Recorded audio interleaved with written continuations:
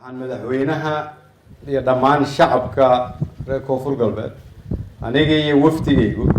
uga mahad celinaynaa sida sharafta leh oo diiran oo Soomaalinimadu iyo dawlad jacaylku ku dheehan tahay ee nala kugu soo dhaweeyay koonfur galbeed.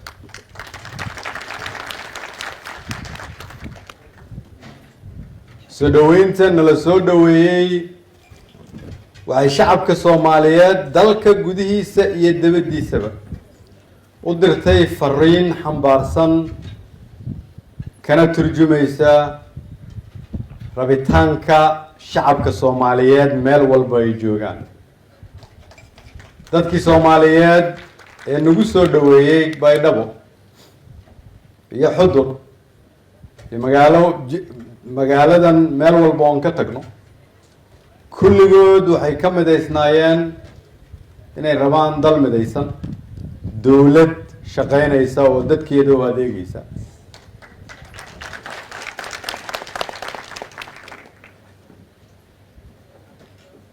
intii aan joogay koonfur galbeed qof walba oo aan la kulmo codkiisu waxa uu lahaa hadal wanaagsan oo Soomaalinimo ku salaysan.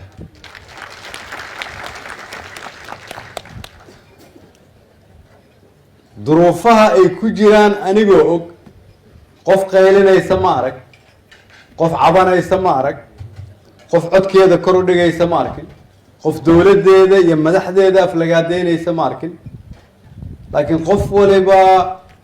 wuxuu bixinayay talo ah waa inaan isku duubnaanaa si aan uga baxnaa dhibkaan ku jirno. waa ku ammaanan yihiin reer koonfur galbeed, waa ku ammaanan tahay madaxweyne, waa ku ammaanan tihiin madaxdiina kale. waxay noo ahayd booqasho aan ugu talagalnay inaan madaxweynaha iyo madaxda dowlad goboleedka koonfur galbeed kala shaqeyno baahida ay qabaan. waxay noo noqotay waxbarasho haddii la raadinayay Soomaalinimo iyo dawladnimo kaalay u imow koonfur galbeed.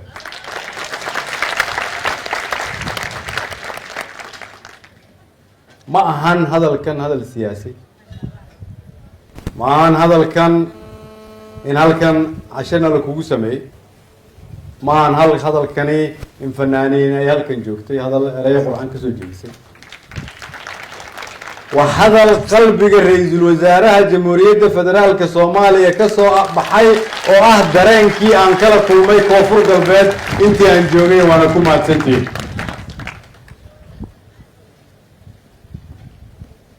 waxaa kaloo ii soo baxday dulqaadka dadka Soomaaliyeed ay leeyihiin, adkaysiga ay leeyihiin. ku dhawaad 30 sano dawlad la'aan, daryeel la'aan, adeeg la'aan. waa inay dhashaa rajo la'aan. dadkan halkan aan ku arkayna weli rajadoodu arkay joogtaa.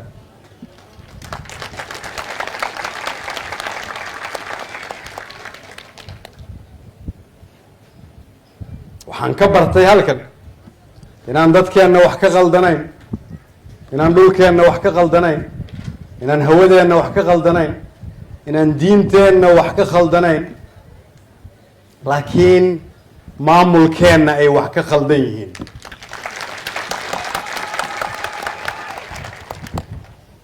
waxaan halkan ka bartay in shacabka Soomaaliyeed ay ka soo baxeen teedii ama toodii, laakiin madaxda Soomaaliyeed weli aanay ka soo bixin tii laga rabay.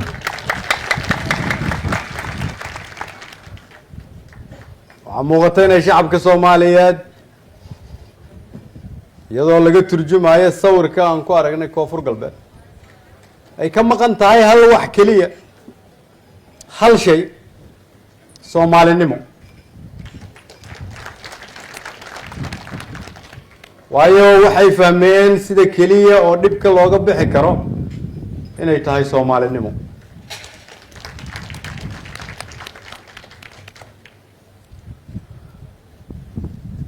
waxaan ku soo arkay magaalada Xudur dad Soomaaliyeed oo iyagu is-abaabulay, isu tegay, iska xoreeyay cadowgii, rag iyo dumar, dhalinyaro iyo waayeel isku duuban iyagu magaaladooda ilaashada cidda soo gelaysa iyo cidda ka baxaysa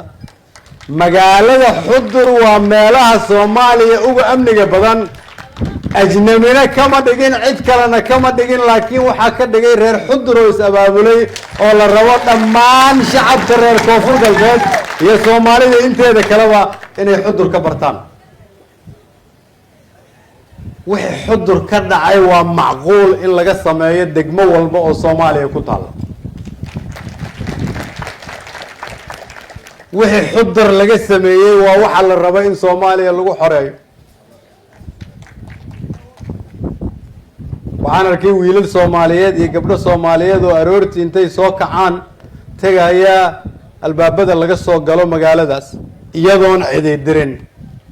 baaraya qof walba soo gasha fiirinaya gaari walba yimaada iyo cid walba oo cusub oo magaaladaas ku soo biirta qof walba oo Soomaaliyeed oo xamar iyo meel walba jooga oo aaminsan inaanay dadka Soomaaliyeed iyagu inay intay sabaabulaan aanay cadawga iska xoreyn karin waxaan leeyahay waxaan jawaabtii ku soo arkay magaalo la yiraahdo xudur reer xuduray waa maatantii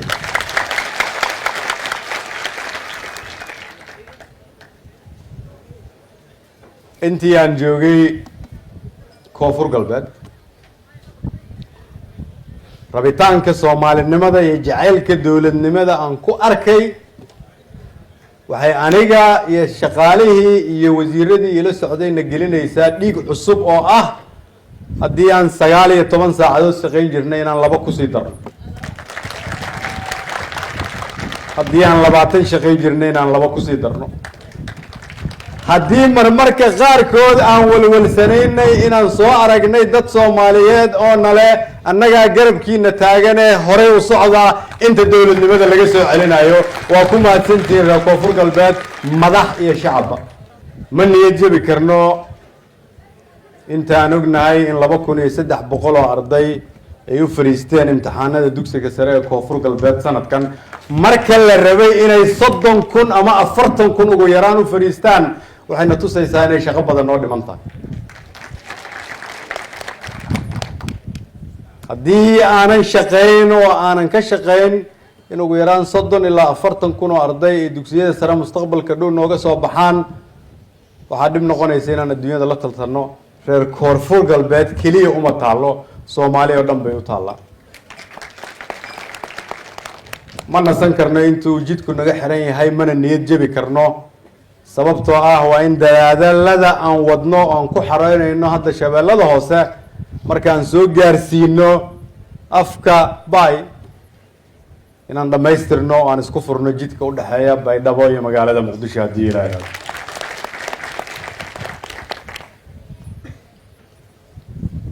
ma niyad jabi karno inta wiilashii iyo gabdhihii Soomaaliyeed aan ku arkay koonfur galbeed ay leeyihiin keliya waxaan rabnaa in fursad naloo sameeyo aan ku shaqaysano ama aan ganacsi ku samaysano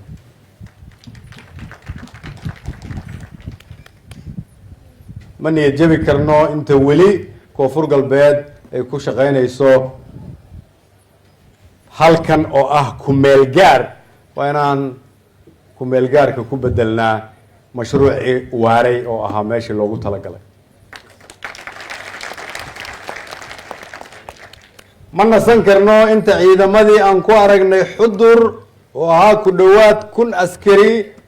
aan ka qarameynayno ka diiwaan gelinayno mushaar ka siinayno ka hubeynayno siday cadowga uga difaacaan reer koonfur galbeed iyo Soomaaliya inteeda kale ma niyad jabi karno ma nasan karno inta isbitaalka xudur aan soo arkay uu dunsan yahay ma nasan karno ma niyad jabi karno inta isbartiibadii aanay dhisnayn ma nasan karno ma niyad jabi karno inta gabdhihii iyo odayaashii iyo dhalinyaradii Soomaaliyeed aan ku soo arkay magaalada xudur ay yiraahdeen waa in magaalada nalna loo geliyaa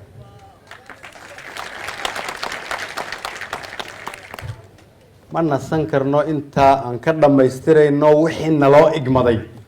oo ah inaan nahay adeegayaal oo adeega shacabka Soomaaliyeed kuwii aan u adeegaynay ayaa nala hadlay wixii nagula hadleenna waa inaan fulinaa ma nasan karno inta ciidamadeena duwaahbeen u baahan yihiin ma nasan karno in dalkeenna inta lagu leeyahay ku dhowaad 5 bilyan oo dollar oo deyn ah oo hore loo galay iyo 100 milyan oo dollar oo iyadana loo galay deyn gudaha ah dowladihii naga horreeyay ma nasan karno inta dowladda federaalku ay ku filan tahay inay bixiso mushaarka dadka u shaqeeya dowladda federaalka kaliya laakiin aanay gaarin inay bixiso mushaarka dhammaan dadka u shaqeeya dowladda Soomaaliyeed ay ku jiraan dowlad goboleedyada oo dhan hadii Ilaahay yiraahdo ma nasan karna inta wadankeena wiilashii iyo gabdhiha loogu talagalay inay iyagu dhisaan inta ay ka qaxayaan ma nasan karna inta dadkeenu ay ka tagaan dalkan ay dalal kale shaqo ka raadsanayaan ma nasan karno in qola cadow ah ay jidadkeena iyo xaafadaheena iyo degmooyinkeena kala xiranayso ma nasan karno inta dunidu ay naga aaminsan tahay Soomaaliya waa meel aan dawlad fiican ka jirin ma nasan karno inta aan soo celinayno xorriyadii ay nooga tageen wiilashii iyo gabdhihii iyagoon waxba haysan ka xoreeyay cadowga dhaliyana xorriyadda caawa halkan aan ku fadhino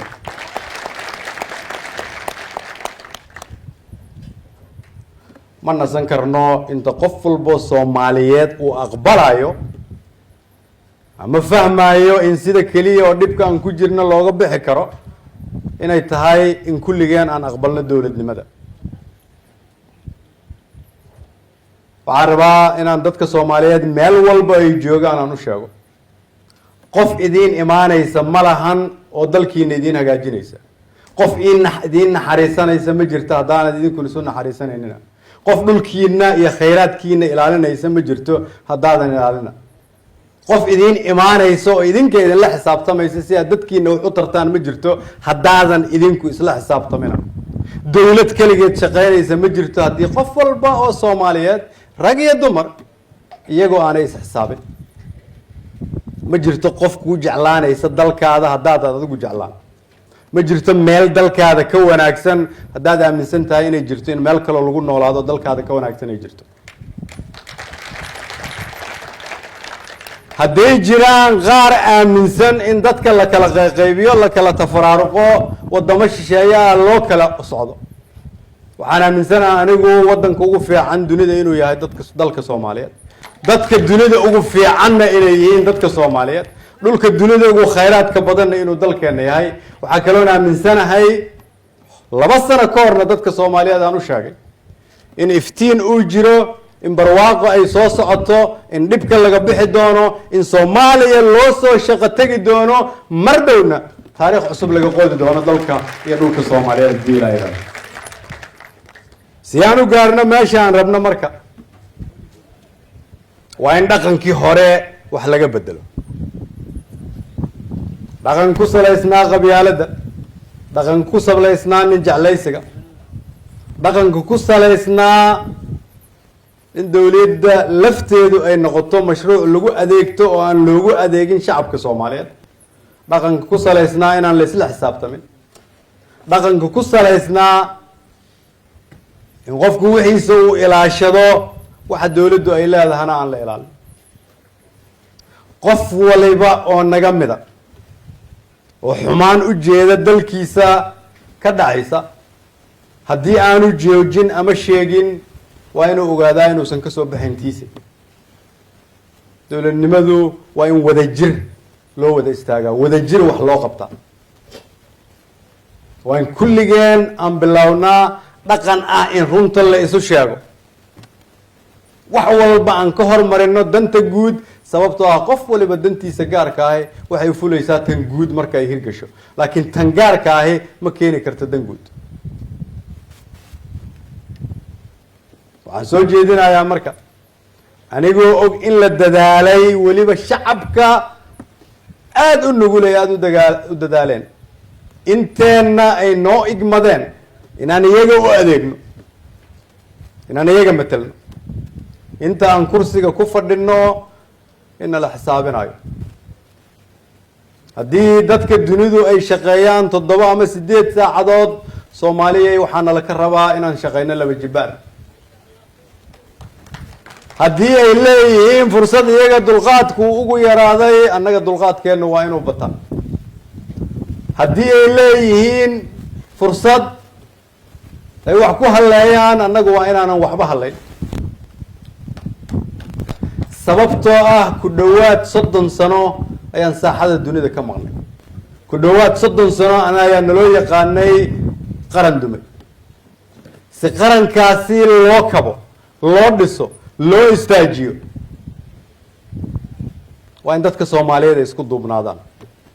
waa in dadka Soomaaliyeed ay aqbalaan xalkii iyo mustaqbalkii ummadda Soomaaliyeed iyaga gacantooda inuu ku jiro. maadaama dadka anigu aan ka mid ahay, ilaahay fursad uu u siiyey dadkiisa inuu u adeego, waxaan hortiina mar labaad horena uga ballan qaaday, ka ballan qaadaya inta anigu aan hortiina joogo, aniga iyo inta ila shaqayso oo madaxweynaha ugu horeeyo, inaanan waxba ka hakra doonin ummadda Soomaaliyeed, waxna ka qiyaami doonin, Soomaalinimo iyo qarannimona ku shaqayn doono. waa mahadsantihiin. Wassalaamu calaykum.